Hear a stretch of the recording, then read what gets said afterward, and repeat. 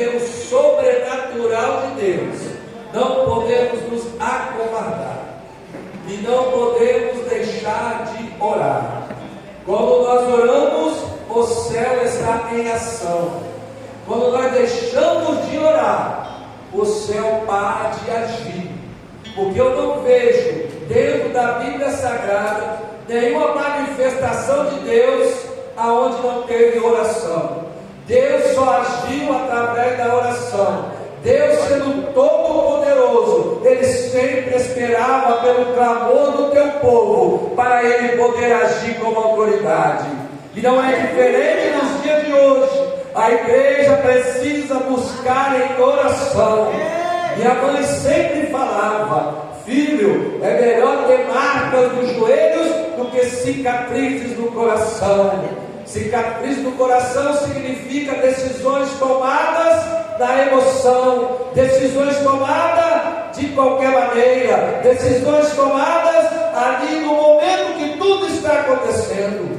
O meu pai sempre fala para mim: a cabeça quente esfria, o momento crítico passa, mas uma decisão tomada, ela permanece. E isso, irmão, cabe a nós uma grande advertência, que não podemos deixar de orar. A ferramenta do crente é a oração. A ferramenta do crente não é o WhatsApp, não é as redes sociais, não é ali desabafar nos status das redes sociais, não. A armadura, a ferramenta do crente se chama oração. E assim fez Eliseu. Primeiro ponto que eu quero trabalhar com a igreja é entendermos esse capítulo 6. O versículo, irmão, nos fala que o sobrenatural é algo que você está vendo, mas não está enxergando. Isso acontece muito com os homens da casa. Quando a esposa fala que assim: vai lá e pega isso para mim. Ele chega lá: eu sou assim. Olha, mas não enxerga. Aí minha esposa: você não está vendo aí não? Eu falei: pior que não. Estou enxergando, mas não estou vendo. Ou estou vendo, mas não estou enxergando. Esse menino aqui, ele tinha uma visão terrena, mas ainda não viu o sobrenatural do Senhor. Muitos estão na igreja, vivendo por vista e não por fé, tomando decisões que amanhã ou depois vão vir com consequências. Por quê? Porque ficaram na vista e não viveram por fé. E aqui está, irmãos, algumas situações que Deus agiu sobre a vida desse profeta Eliseu. A primeira ação foi que Deus revelou e mostrou os planos de inimigo para Eliseu. O rei da Síria fazia ali, arquitetava um plano para destruir o reinado, mas Deus vinha para Eliseu e revelava. Isso mostra, irmão, como o nosso Deus é poderoso. O Deus do Baal que estava na vida daquele reino era o Deus do Salmo 115, um Deus que olha, mas não enxerga, um Deus que não tem ouvido, mas não ouve, um Deus que tem boca, mas não fala, um Deus que tem mãos, mas não consegue agir. O Deus de Eliseu é um Deus que age desde a eternidade, é um Deus que controla todas as coisas, e nenhuma ferramenta preparada pelo maligno prevalecerá contra os ungidos do Senhor. Podem se levantar, mas cairão a todos. Por quê? Porque o Deus que está conosco, os seus olhos estão em todos os lugares, contemplando os bons e os maus. Aleluia! Oh, aleluia! É esse Deus que mostra para Eliseu que Ele é soberano, que Ele é onisciente, que Ele é onipresente, que Ele é onipotente. Deus está nessa casa, o Senhor manifesta a tua glória nessa casa, e eu louvo a Deus, porque o Senhor não apenas vê as ações do homem mau, mas também Ele conhece os seus pensamentos. O Salmo 94:11 diz que o Senhor conhece os pensamentos do homem que são vaidade. O Senhor conhece. Se tem um poder que Deus não deu a homem nenhum, foi conhecer o profundo do coração. E o Senhor conhece o pensamento de todos os que que não há contra a tua igreja, os que se levantam para tentar parar a obra do Senhor, mas todos são todos eles, porque perante o meu Senhor nenhum podem se ficar de pé, porque o Senhor é a nossa rocha, o Senhor é o Todo-Poderoso. E nós louvamos a Deus, porque Deus mostrou a Eliseu ali tudo o que ia acontecer, e mostrou aquele moço que acordou cedo a abrir os olhos dele e contemplar anjos poderosos. Muitos falam bem assim: o inimigo está ao derredor, concordo, mas a palavra diz que os anjos acampam ao redor daqueles que o temem. Provai e vede que o Senhor é bom. Sabe o que significa isso, meu irmão? Que aonde você estiver, você nunca vai estar só. O Senhor está com teus anjos acampados ao redor de você, te protegendo e te livrando de todo mal. O Senhor abre o olho daquele moço e mostra para ele: filho, pelos olhos da fé, contempla o que eu tenho preparado para a minha igreja poderosa. Oh, louvado seja Deus. Deus mostra para aquele moço o poderio. Deus mostra para aquele moço ali que ele precisava entender que Deus estava no controle e está no controle de todas as coisas. E ainda mais, irmãos, numa luta, nós queremos que o Senhor age sem misericórdia. Numa guerra, nós queremos que Deus se faça por justiça e por juízo. Mas nessa guerra aqui, o Senhor agiu com misericórdia. Todo aquele exército se ficou cego perante Eliseu. Era agora o momento de todos se levantarem e aniquilar aquele exército. Mas olha a misericórdia de Deus para com aqueles que também são seus inimigos. O Senhor fala: Eliseu, leva tudo para Samaria, porque eu ali farei misericórdia sobre este povo. Queremos viver o sobrenatural de Deus, mas às vezes queremos, irmão, que Deus haja sem misericórdia. Às vezes olhamos para uma situação adversa e queremos que Deus faça-se juízo naquela situação. E Deus fala: se você quer juízo, eu vou agir com misericórdia, porque a misericórdia do Senhor, irmão, são as coisas que temos hoje para não sermos consumidos. Se não for a misericórdia do Senhor, nós não chegaríamos aqui hoje. Sei, irmão, que a nossa alma se irrita, que a nossa alma fica, irmão, ali atribulada com algumas situações, mas o Senhor fala para nós nessa noite: bem-aventurados são os misericordiosos, bem-aventurados são esses que têm misericórdia, porque também alcançarão misericórdia. Então esse texto mostra as três situações que o Senhor age, revelando para Eliseu ali os projetos daquele rei Jotão, mostrando para Eliseu: Baal é um rei de pedra, Baal está alicerçado no Salmo 115, Eliseu, mas eu não, eu sou um Deus que sente, eu sou um Deus que vê, eu sou um Deus que ouve, eu sou um Deus ativo, eu sou um Deus que desço a terra e me relaciono com o meu povo. Sabe por que, Eliseu? Porque lá no Egito, quando o meu povo estava padecendo, um pouco de pessoas me clamaram, e ouvi o clamor daquele povo, e resolvi livrá-los da mão do povo do Egito. E falei para Moisés: Moisés, o clamor daquele povo chegou até o meu ouvido, mostrando a Eliseu que eu sou um Deus que ouço.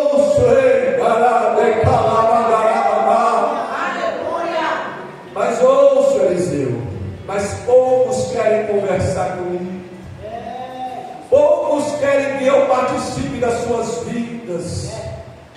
Eu ouço, Eliseu, estou pronto para agir, mas poucos me procuram nas madrugadas, poucos me procuram no momento da oração intercessória. Ah, Eliseu, sabe por que muitos estão amedrontados, cabisbaixos, sem direção?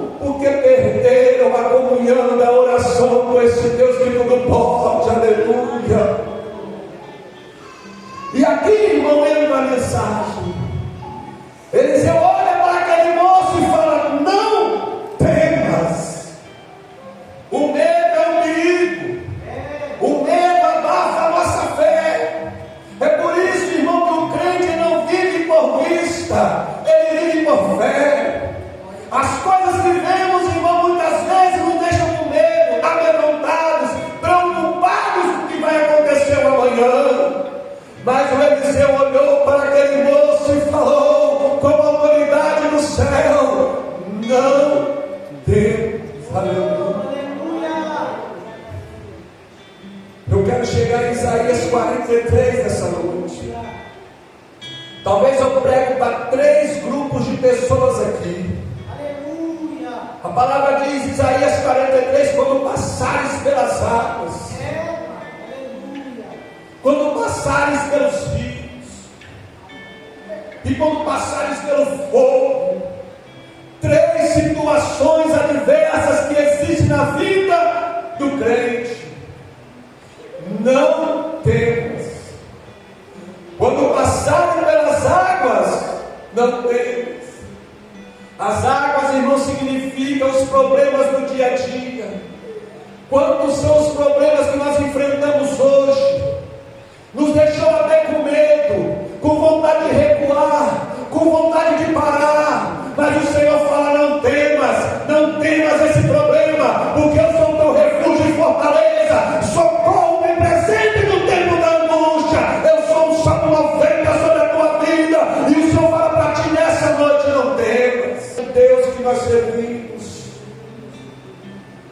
o Senhor não ofereceu vida fácil para ninguém. Se muitos estão pregando um evangelho aí, um evangelho fácil, tome cuidado, isso é anátema. Porque o evangelho que Jesus mostra para nós é um evangelho de renúncia.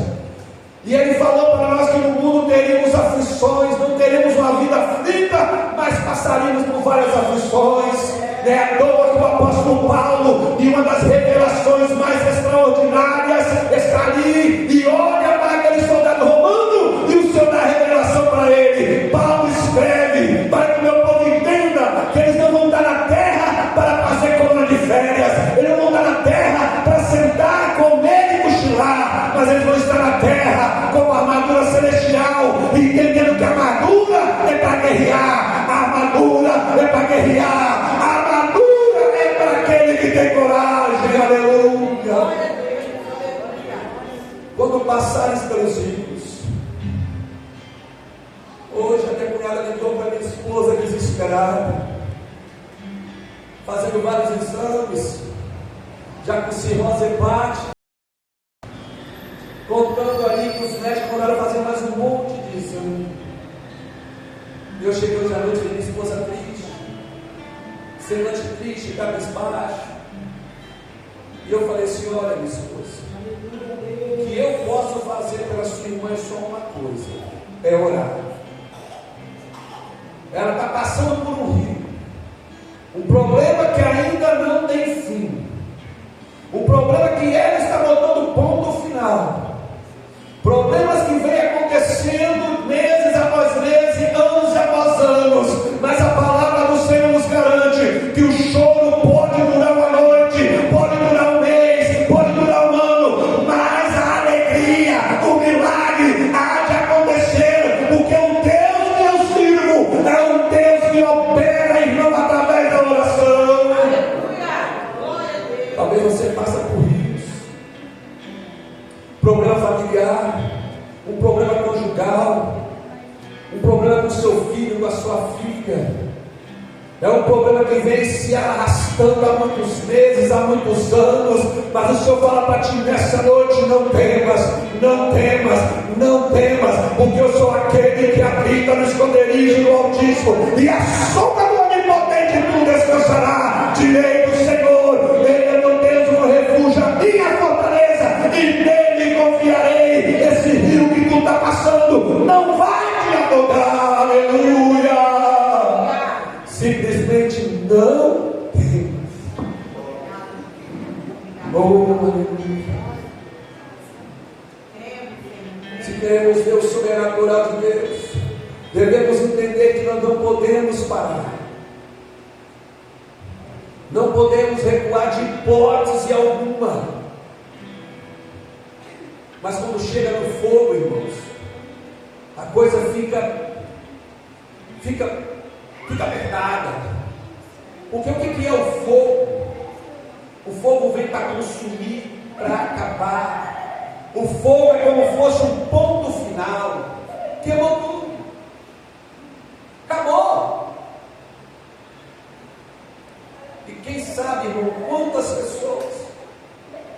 não estão com um ponto final na sua vida, colocaram um ponto final no relacionamento, colocaram um ponto final na caminhada cristã, colocaram um ponto final nas coisas que ele almejava e que ele hoje não acredita que pode alcançar.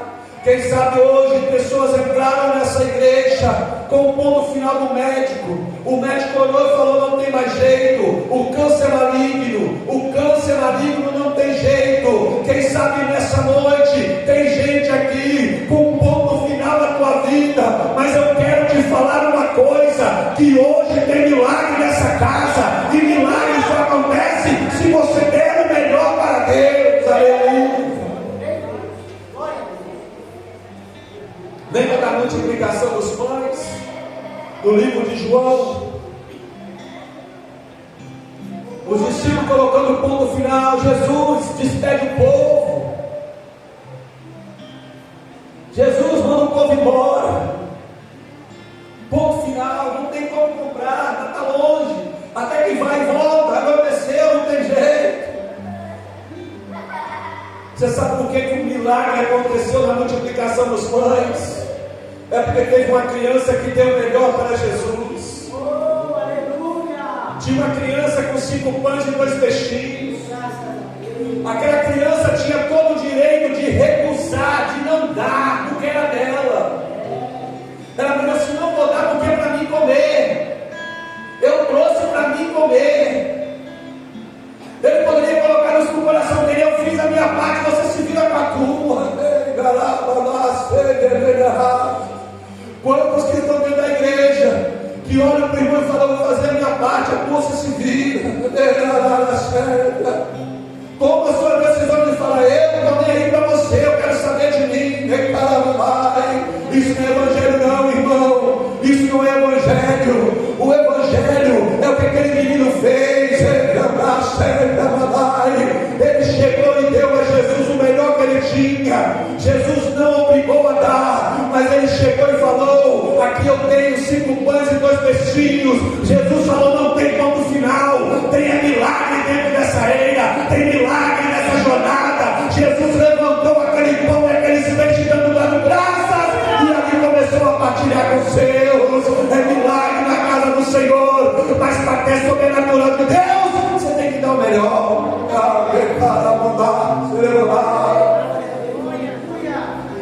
Queremos o sobrenatural, mas damos a Deus o que sobra, o tempo que sobra, a hora que sobra. Queremos o sobrenatural de Deus, mas olhando para o nosso irmão: você se vira, o problema é seu, não é meu. Porque hoje o evangelho que está sendo pregado aí nesses coach é o evangelho, sabe de quê? De olhar para si mesmo e não olhar para o próximo. É aqueles que olham lá para a casa do vizinho: eu vou para lá. E vocês aí, estou bem aí.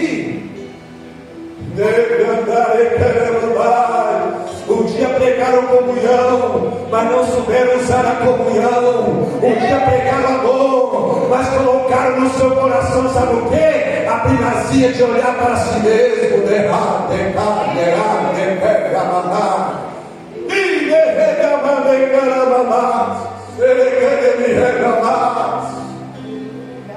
Só teve milagre na multiplicação do pão porque tinha alguém que deu e não olhou para si, mas olhou que aquele pão poderia alcançar um grande milagre. Ponto final na sua vida não existe. Deus está entrando com recurso, Deus está entrando com providência. Eu falo para ti, igreja, nessa noite: tire os seus olhos do problema, tire os seus olhos do problema e faça como o Salmo 121. Elevo os meus olhos para o monte.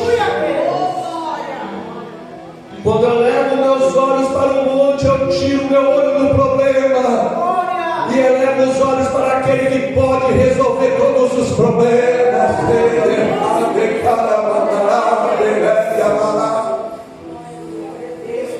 Quando eu elevo os meus olhos para o monte, eu entro num estágio de oração.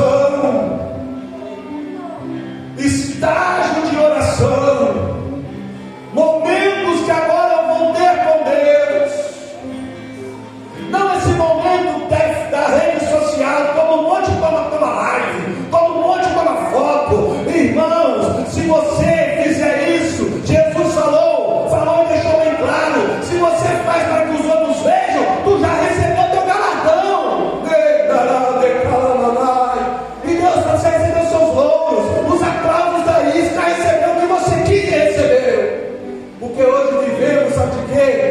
É de muita fantasia, é de muita propaganda, mas pouca realidade espiritual.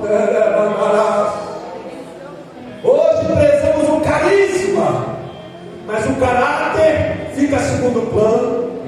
Porque o carisma é aquele que dá aquele sorriso, é aquele que abraça, está tudo bem, é assim mesmo. Porque o caráter verdadeiro é o sim ou não, é aquele que não se compactua com as coisas erradas, é aquele que não faz, irmão, as coisas por trás, é aquele que não junta pessoas e faz coisas por trás. O homem de caráter é homem de fé, é homem sim ou não, ele está ali e ele é o que ele é na presença de Deus, custe pobre que louvar. Oh, louvado seja Deus. Entrar no estágio de oração é saber que o céu vai estar agindo sobre a nossa vida. Não tem como o milagre acontecer sem você entrar no processo de oração. O nosso tempo está quase terminando, mas eu quero falar na Bíblia, porque aqui, irmão, não tem experiência.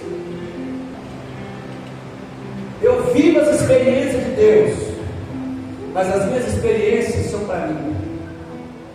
As minhas experiências não têm poder de salvar nenhum de vocês. O que tem poder de salvar está aqui, ó. Bíblia Sagrada. Aqui tem poder de salvar, de transformar, de libertar, de mudar a vida, de tirar a pessoa do tráfego, de tirar a pessoa do adultério, da mentira, da prostituição. É aqui. Por isso que eu prezo pela Bíblia, porque a Bíblia, ela é a nossa maior revelação. E quando em 1 Tessalonicenses o apóstolo Paulo deixou bem claro para nós: orai sem cessar. Paulo está falando, orai o tempo todo. Jesus declara a vigilância, a importância de estarmos vigilantes, mas também declara a importância da oração, a ponto que os seus discípulos, no livro de Lucas, chegaram para Jesus e fizeram um pedido extraordinário. Jesus nos ensina a orar. Os discípulos viram que quando Jesus chegava, os problemas se resolviam porque tinha oração. Jesus sempre estava em oração. Jesus sempre estava em conversa com o Pai.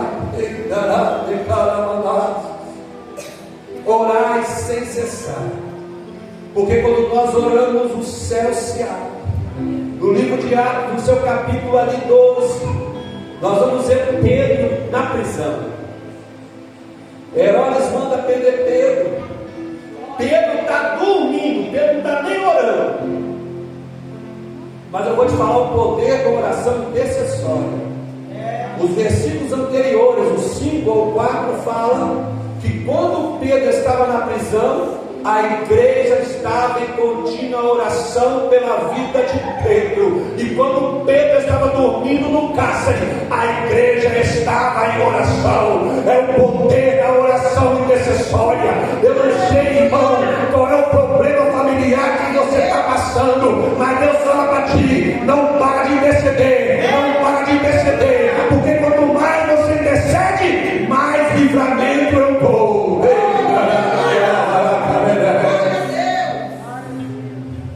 Pedro estava orando,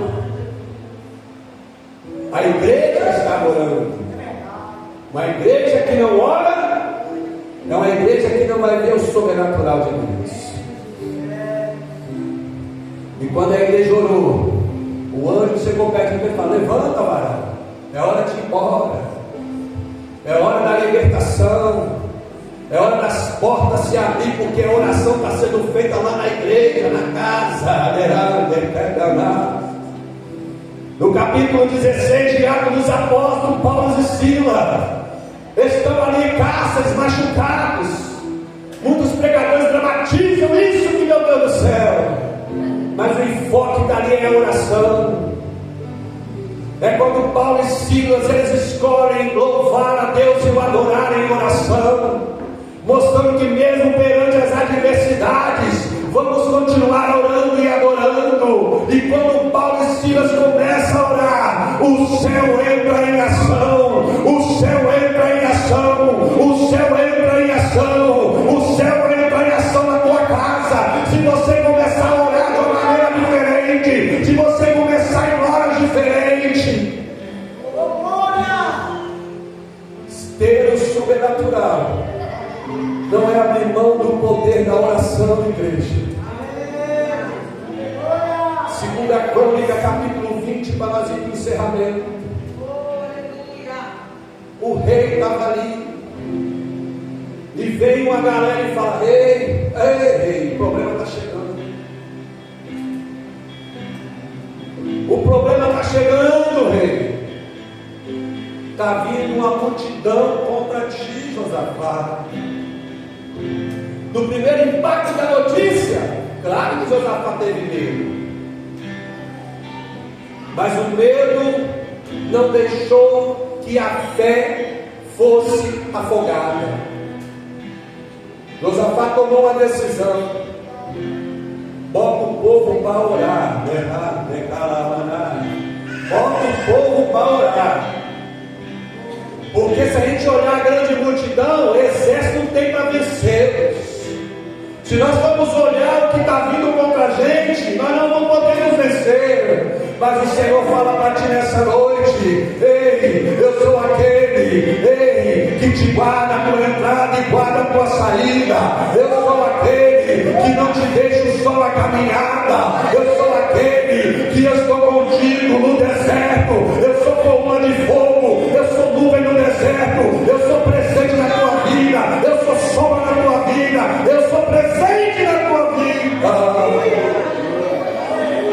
Ei, levanta o profeta e fala: ei, esquece a luta, esquece o exército, porque nessa peleja ninguém vai levantar a espada. O Deus do exército já está agindo pela nossa vida.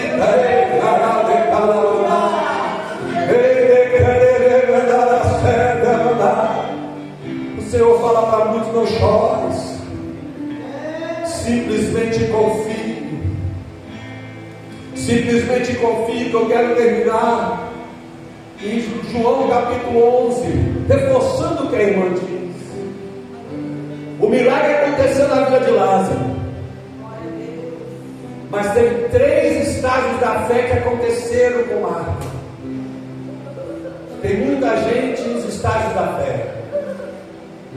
Tem muita gente olhando para o Deus, para o Jesus de ontem. O que Jesus fez no passado, hoje ele não faz mais não. O que Jesus fez na década de 80, foi maravilhoso. Marta chegou e falou: Senhor, se o Senhor estivesse aqui, meu irmão não teria morrido. Marta estava pensando no Jesus de ontem. É os estágios da fé que a igreja vive. Achar que Jesus é o Jesus de ontem. Mas Jesus fala: Marta, seu irmão há de ressuscitar. E Marta fala: eu sei, Senhor, naquele grande dia. Esse grande dia que Marta está esclarecendo para Jesus é uma fé futura. É a ressurreição dos mortos, porque ela já tinha ouvido falar. Então ela crê no Jesus do futuro. Ela tira o olhar do passado e leva o seu olhar para o futuro. Tem muita gente que tirou o olho do passado e fala: Jesus está voltando, eu só creio na volta de Jesus. Mas o Senhor fala para a igreja: eu sou o mesmo ontem, eu sou o mesmo eternamente. e eu sou o mesmo hoje. E Jesus falou: Marta, hoje o Senhor há de ressuscitar. Marta, a sua fé tem que ser a fé de hoje, a fé do agora, porque o autor da vida está neste lugar. Aleluia. Começa a trabalhar com a fé do presente. A fé do presente. O Senhor é contigo, Ele é o mesmo ontem, hoje, será e eternamente. Então não chores. Para viver o sobrenatural, o caminho é oração. É a ferramenta poderosa que o crente tem. Eu quero que a igreja se coloque de pé. Ei, nosso Jesus é o mesmo ontem,